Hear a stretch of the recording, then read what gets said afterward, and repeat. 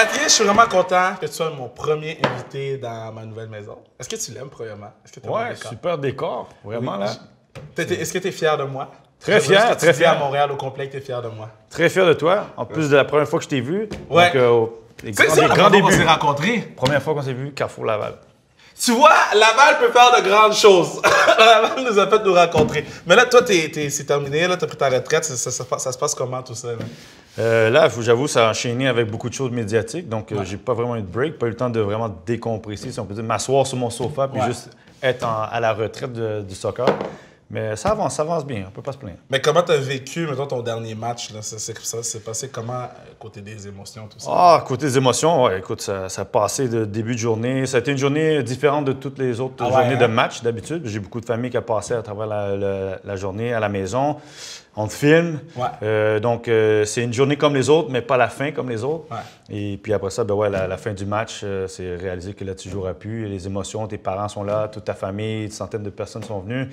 Puis après ça, il y avait le repas en famille. Ouais. On était encore une autre centaine de personnes.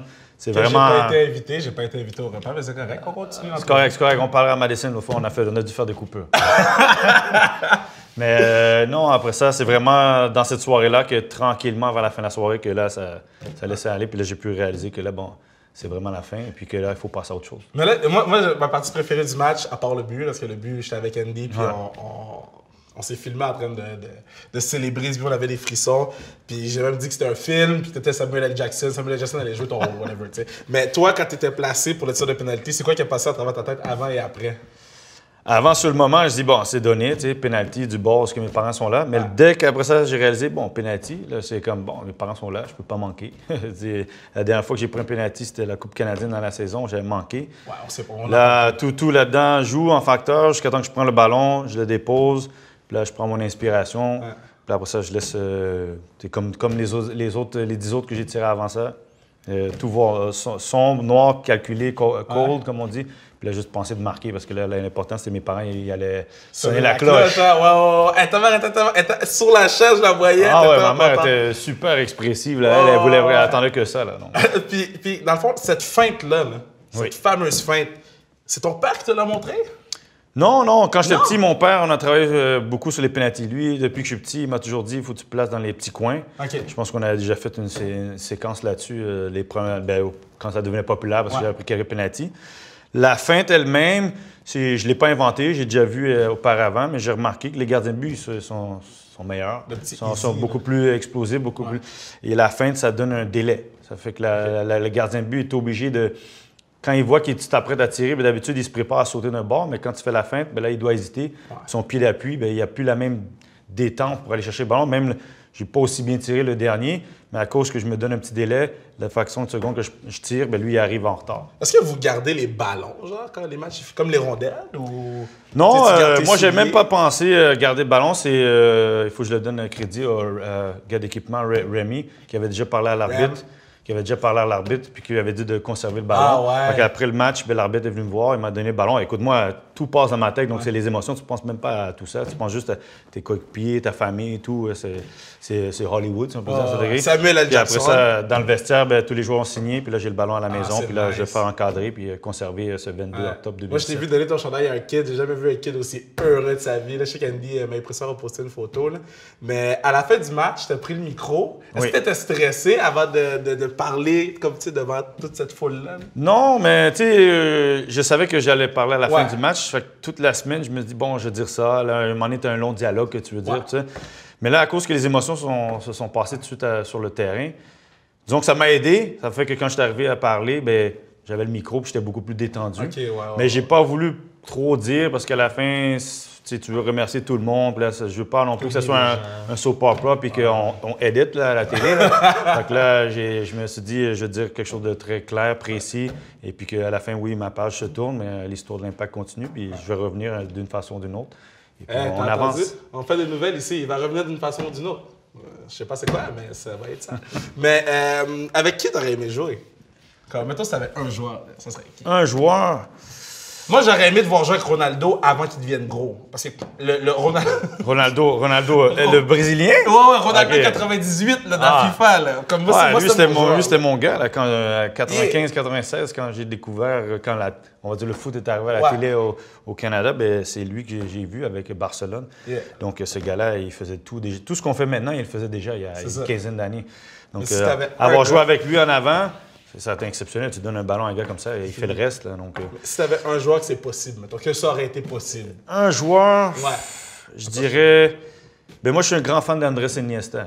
Il joue au milieu. Donc, jouer avec lui au milieu, ça aurait été juste voir la combinaison. Ça aurait été un joueur que j'aurais voulu... Lui, c'est le Portugal. Non, lui, c'est espagnol. Barcelone, FC Barcelone.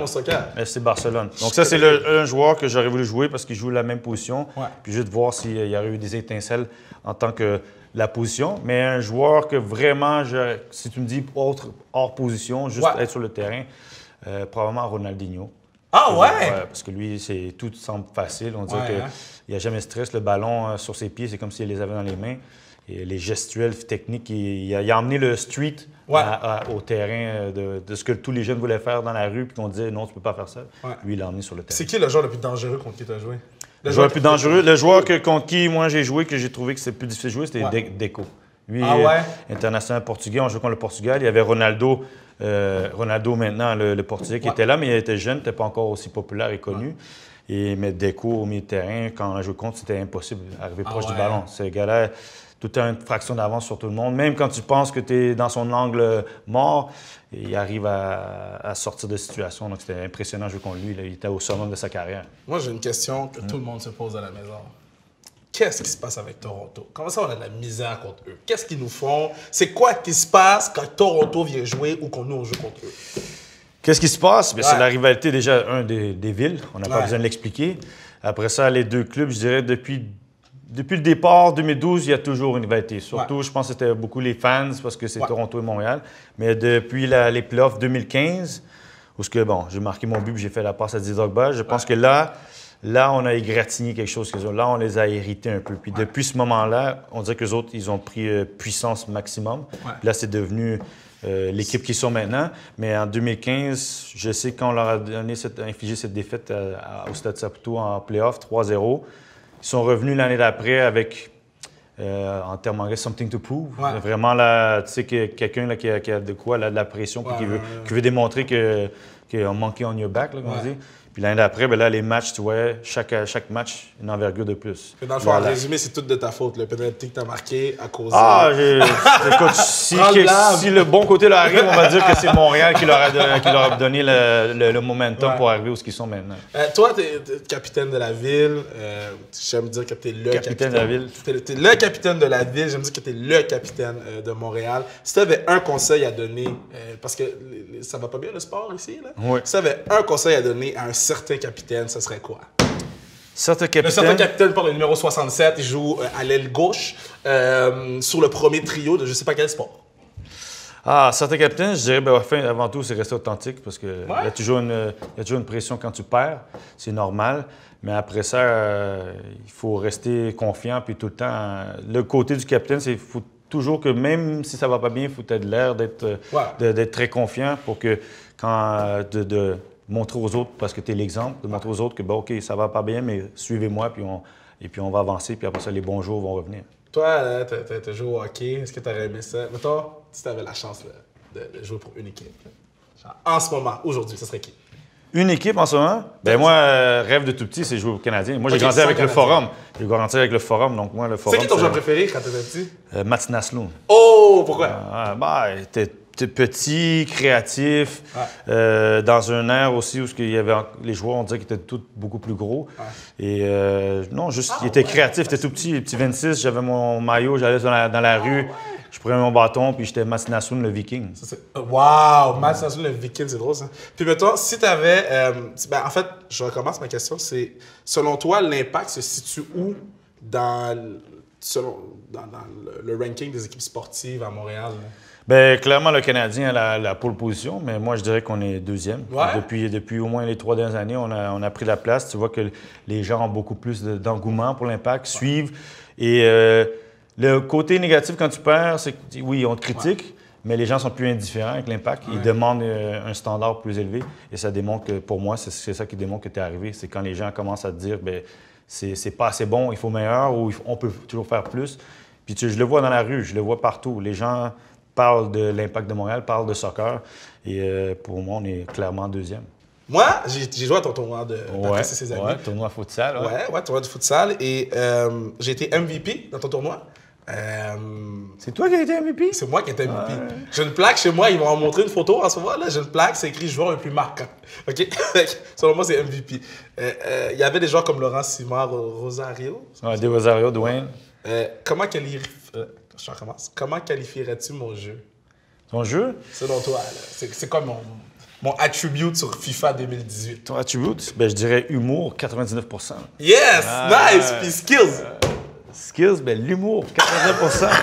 99%. Tu arrives à faire les gens rire parce qu'ils sont moins concentrés. Puis après ça, tu vas marquer. Mais justement, tu les distrais. Bon, tu es un attaquant en attaquant un serpent de surface. Ouais, non, mais c'est parce que mais non, attaquant en puissance, je dirais. Attaquant en puissance? Ton jeu, c'est basé sur arriver devant le but puis de tout détruire pour marquer. Chaud. Je sais pas c'est qui le nouveau coach, là, mais je suis là si vous avez besoin d'aide. Attaquant de puissance. Puis mon attribut selon Patrice, c'est 89. Selon toi, selon toi, c'était comment ta première journée de retraite? Là? Comme le lendemain matin, quand tu t'es réveillé. Première journée? 2 œufs bacon, et puis ça s'est passé comment cette première journée? Non. Première journée, ben déjà, tout était prévu. Puis en plus, il y a eu le bilan de l'équipe. Parce que là, c'était le lendemain? Oui, c'était le lendemain. Donc, tout était dans la conclusion de la saison de l'Impact.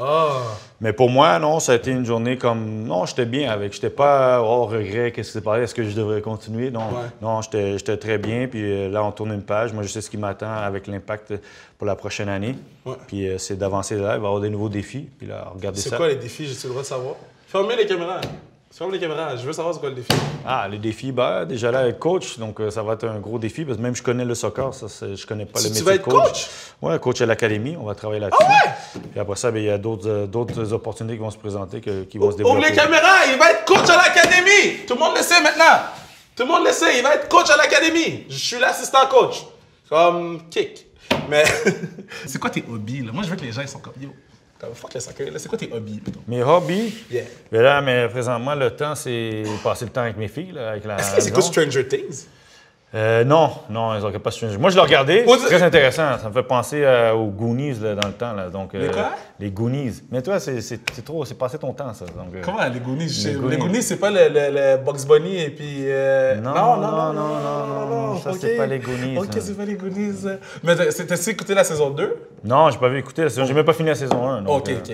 On laisse ça. Mais peut-être qu'on va regarder un peu plus tard parce qu'ils aiment bien Netflix, mais ils regardent tout ce qui est plus bonhomme animé. Là. Ah ouais? C'est quoi, mettons, que tes filles aiment écouter? Parce que moi, je suis un fan de dessins animés. Mes filles, là, présentement, ils sont à fond dans les princesses, tout ce qui est princesse. Donc, Réponse. Réponse. Justement, la plus jeune était à Halloween, c'était Réponse. Ah, nice! Réponse, c'est la meilleure.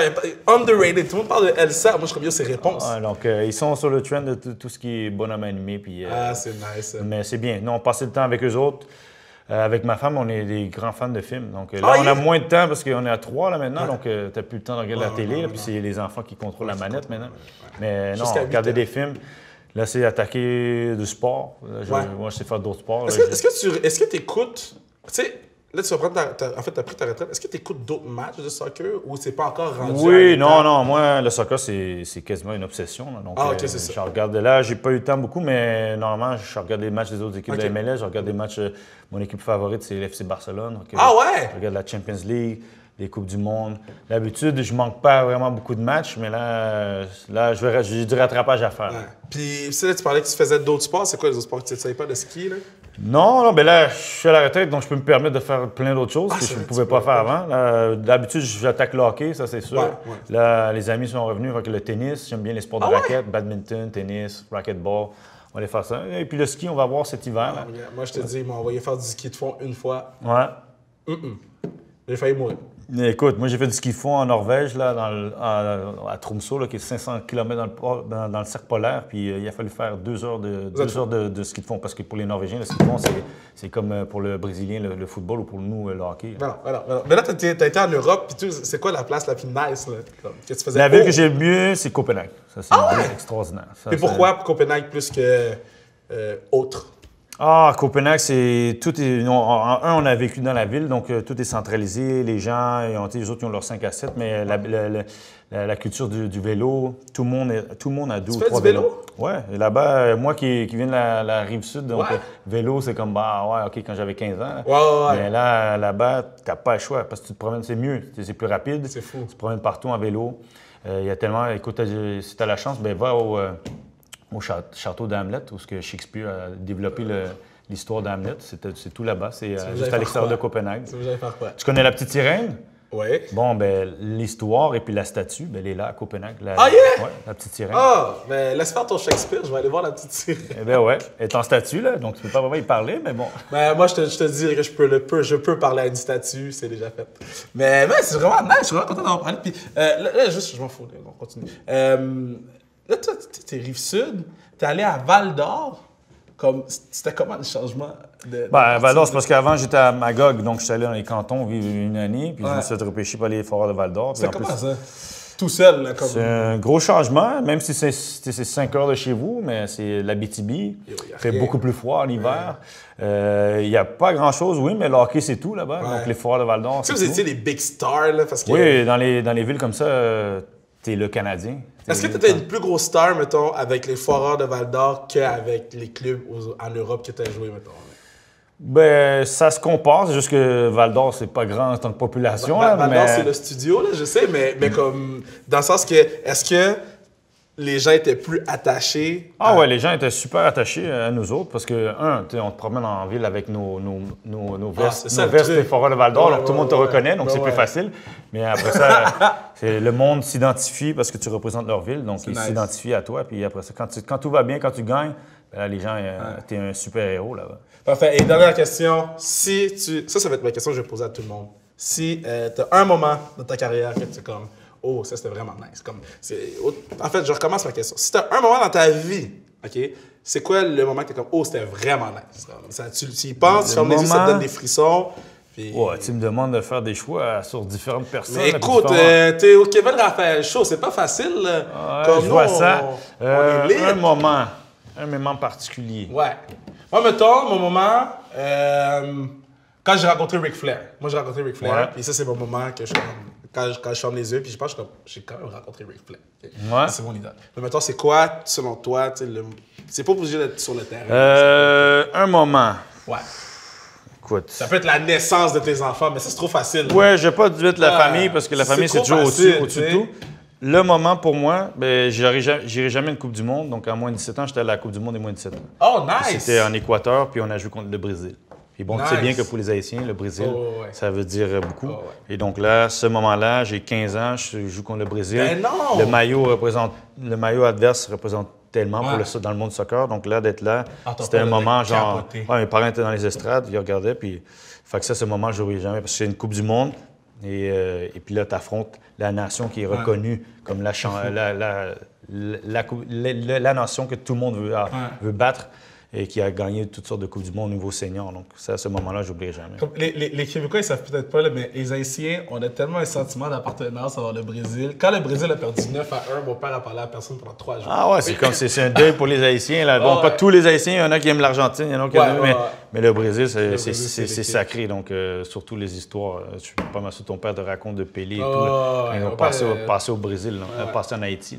Pelé, c'est comme l'idole de mon père. Merci beaucoup, c'était très nice. C'est un plaisir. Hein?